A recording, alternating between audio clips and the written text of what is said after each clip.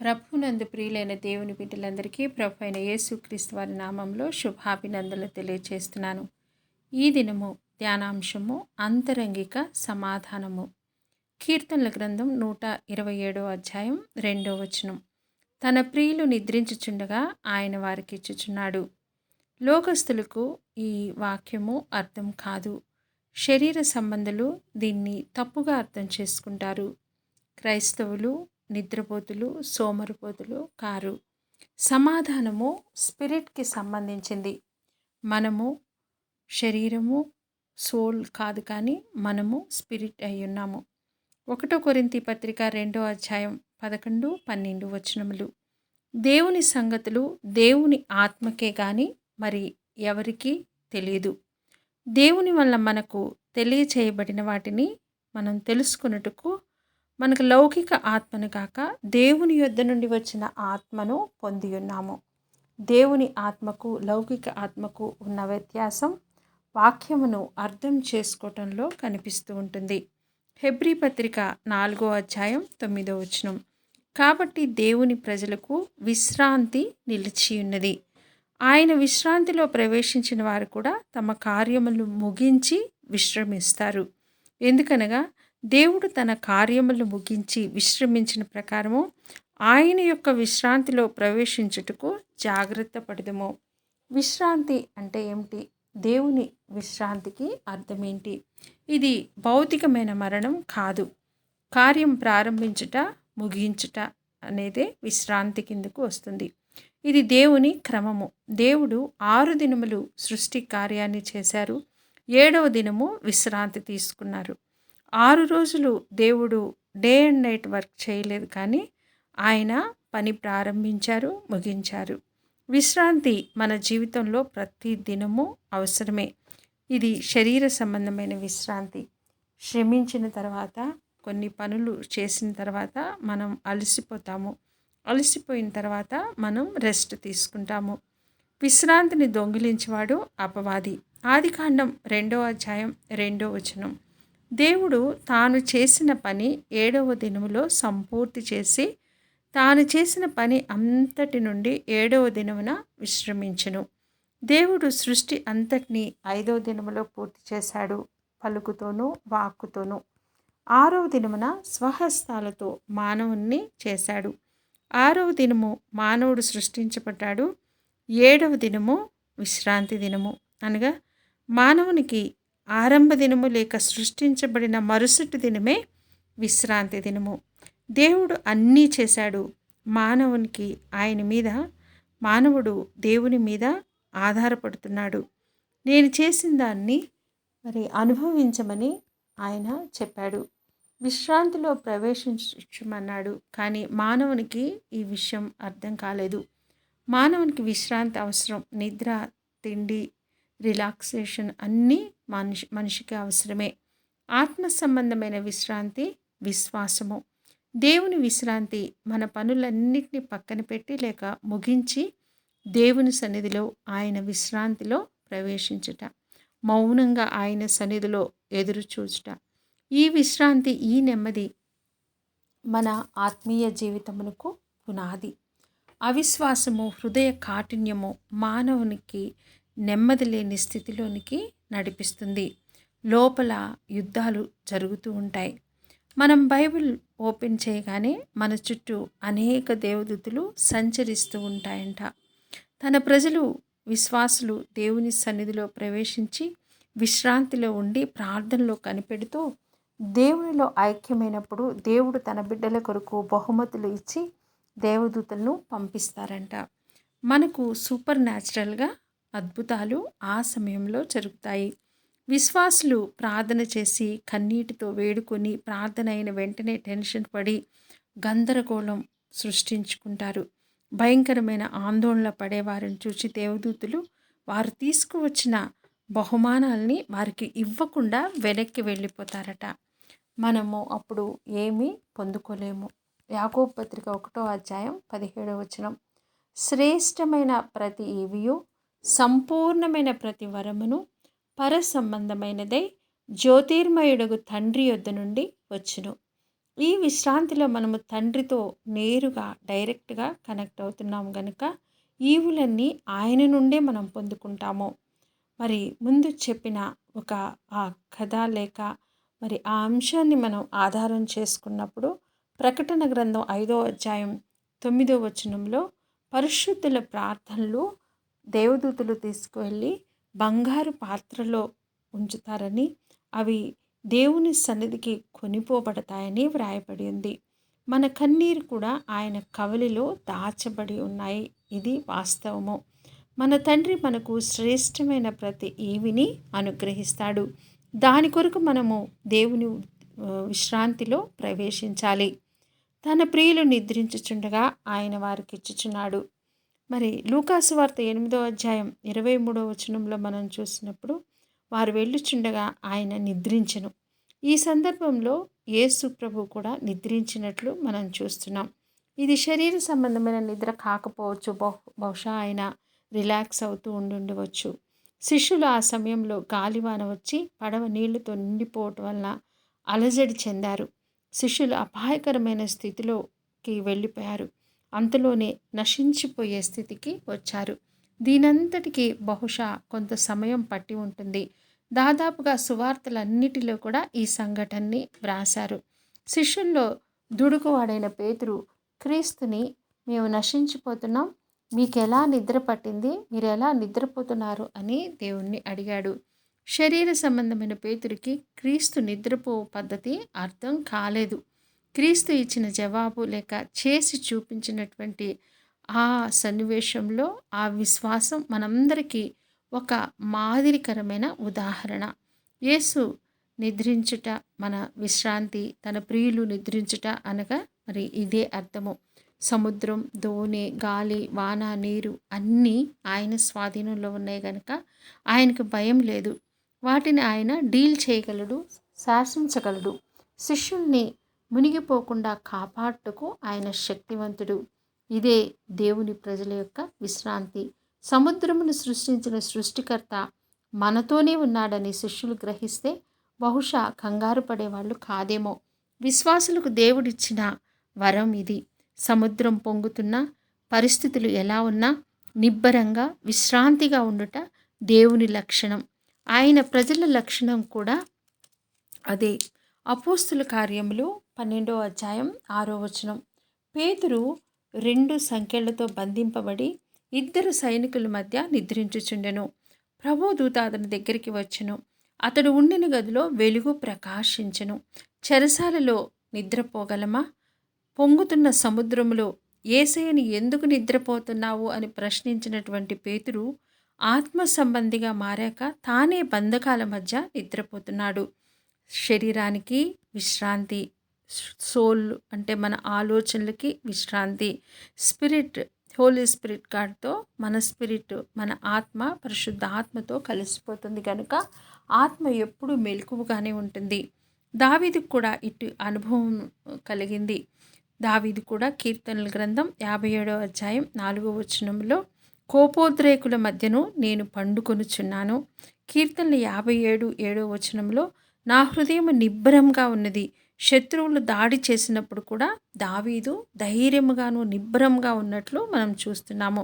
మన పరిస్థితుల్లో దేవుడు జోక్యం చేసుకునే విధానం మన పద్ధతి ప్రకారం ఉండదు. ఆయన ఇష్ట ప్రకారం ఆయన పద్ధతిలో ఆయన జోక్యం చేసుకుంటాడు. ధోని నిండిపోయినప్పుడు వాస్తవంగా యేసయ్య శిష్యుల విశ్వాసాన్ని పరీక్షించాడు.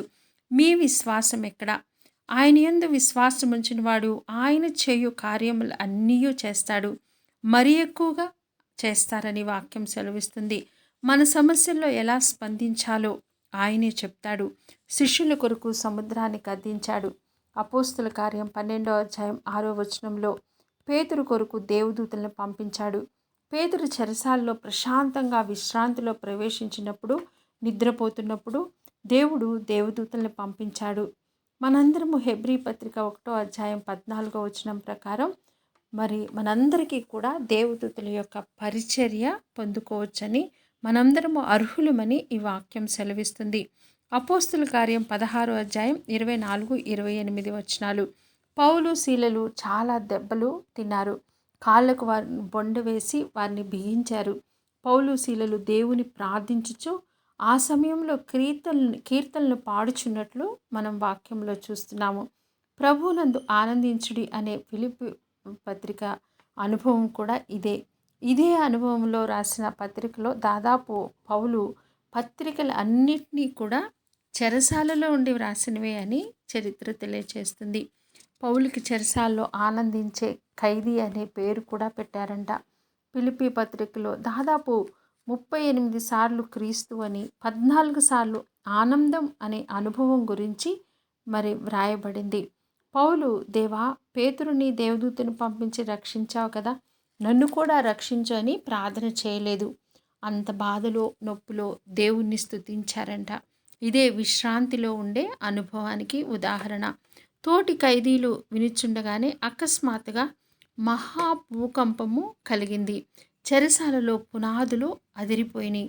వెంటనే తలుపులన్నీ తెరుచుకున్నాయి.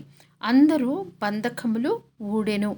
నీ కష్టాల్లో దేవుని స్తుతించుట నువ్వు అలవర్చుకుంటే బంధకాలు ఊడిపోతాయి. క్రైస్తవ విశ్రాంతికి ఇదే ఆధారము. నిన్ను బంధకాల్లో నుండి విడిపించుటకు దేవుడు ఒక ప్లాన్ కలిగి ఉన్నాడు. అది ఆయనకే తెలుసు. మనం దేవునికి ప్లాన్ ఇవ్వనవసరం లేదు. ఆయన తలంపులు మన తలంపుల వంటివి కావు. అవి హానికరమైనవి కావు. ఈ సంఘటనలో భూకంపం ద్వారా సంకెళ్ళు తెగిపోయాయి. దేవుడు ప్రకృతిని వాడుకున్నట్లు మనం చూస్తున్నాం. మత్తయి సువార్త 17వ అధ్యాయం 24వ వచనంలో దేవుడు ఇక్కడ ఒక చాపను వాడుకున్నాడు. మీ బోధకుడు అర్షకులు చెల్లింపడా అని వారు ప్రశ్నించినప్పుడు సముద్రమునికి వెళ్ళి గాలం వేసి మొదటి పైకి వచ్చు చేపను పట్టుకో, ఆ చేప యొక్క నోరు తెరువు, ఆ చేపలో ఉన్న నాణెం తీసుకో అని యేసుక్రీస్తు ప్రభు పేతురికి చాలా క్లియర్గా ఆ చేసేటువంటి ప్రాసెస్ని వివరించి చెప్పాడు. ఏ మాత్రం కూడా ఇందులో తేడా లేదు. పేతురు చెప్పింది చెప్పినట్లే చేశాడు. మరి వెంటనే తీసుకొని పన్నులు చెల్లించినట్లు మనం చూస్తున్నాం. ఆ దినము శరీరధారిగా జీవించిన క్రీస్తు చెప్పాడు. ఈ దినము పరిశుద్ధాత్మ దేవుడు ఆత్మరూపిగా మనతో ఇటువంటి కార్యాలని చేపిస్తున్నాడు. మనం ఎలా అప్పు కట్టాలి, ఏం చేయాలి అని మరి ఆలోచన చేసి గందరగోళ పరిస్థితుల్లోకి వెళ్ళకుండా ఆయన మీద ఆధారపడి ప్రశాంతంగా ఉంటే ఆయన మనకి ఒక దారి తప్పకుండా చూపిస్తాడు. ఆయన మనకి తప్పకుండా సహాయం చేస్తాడు. మనకు సహాయం చేటుకు ఆయన ఎవరినైనా వాడుకోవటానికి శక్తి కలిగిన దేవుడు.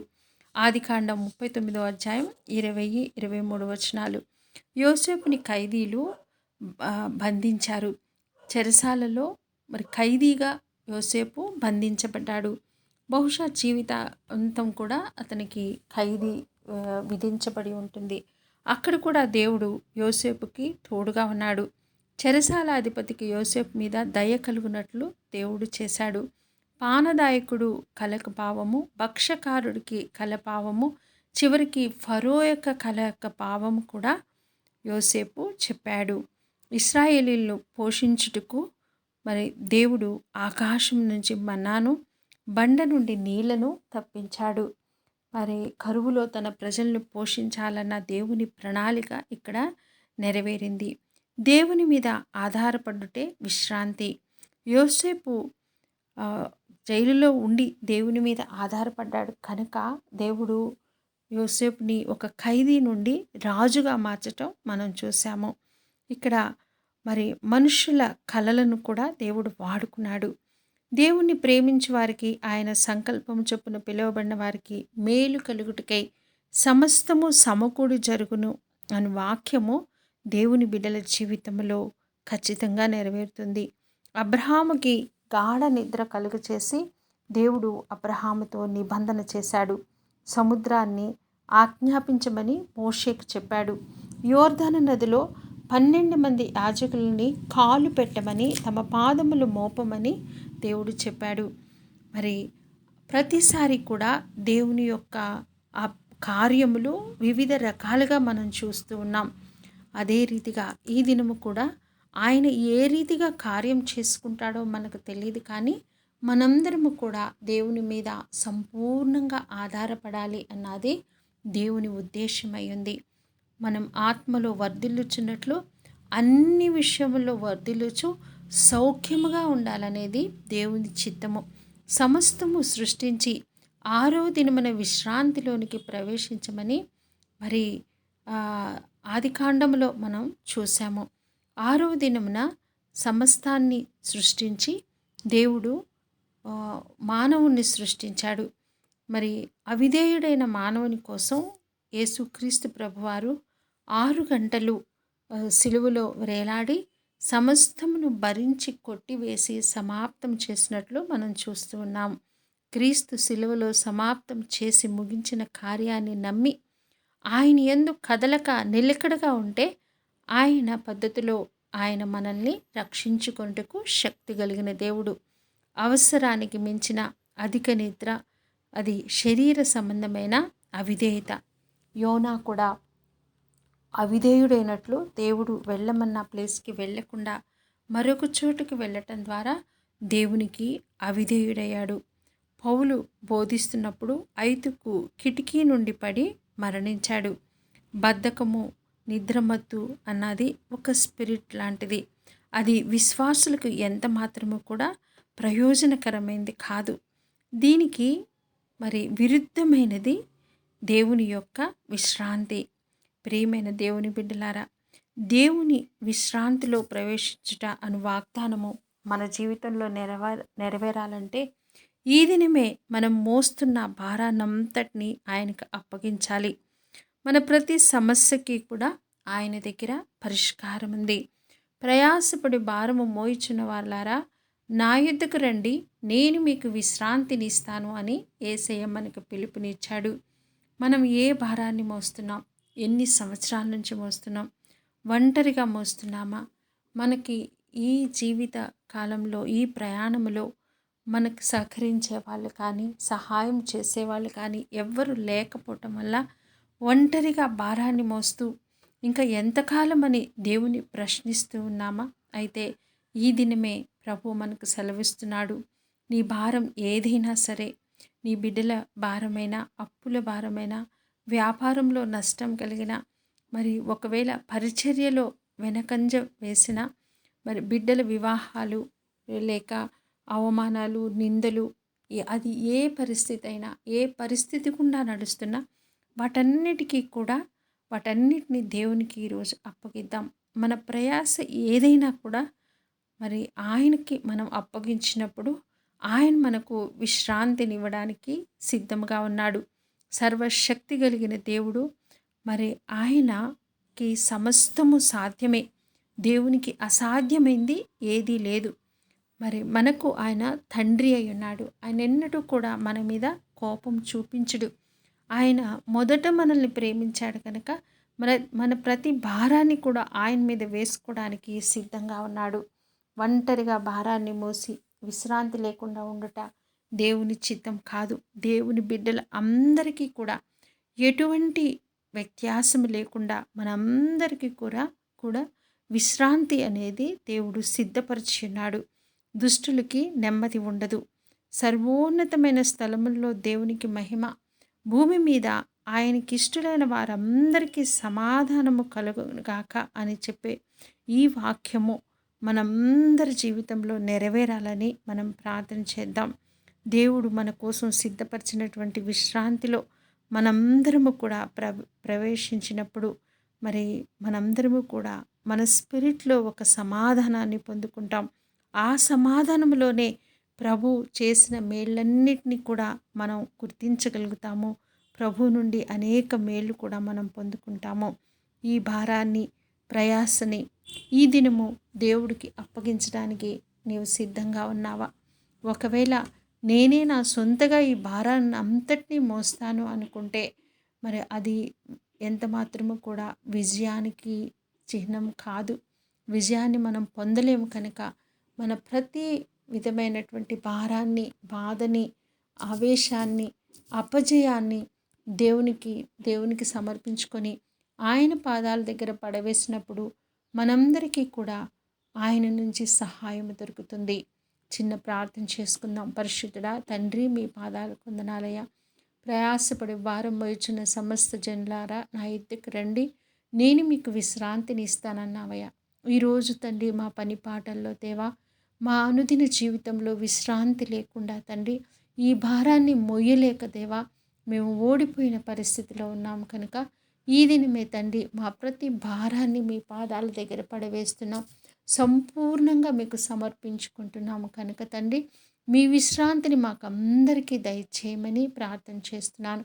తండ్రి మేము మీ విశ్రాంతిలో ఉన్నప్పుడు దేవా మీ నుంచి అనేక ఈవుల్ని, వరాలని తండ్రి అయ్యా మేళ్ళని, సహాయాన్ని మేము పొందుకుంటాము కనుక తండ్రి ఈ వాక్యం వింటున్న ప్రతి బిడ్డ స్పిరిట్లో తండ్రి విశ్వాసాన్ని కలుగు చేయమని యేసయ్య పరిశుద్ధ నామములో తండ్రి ప్రార్థన చేస్తున్నాను తండ్రి. ఆమేన్, ఆమేన్.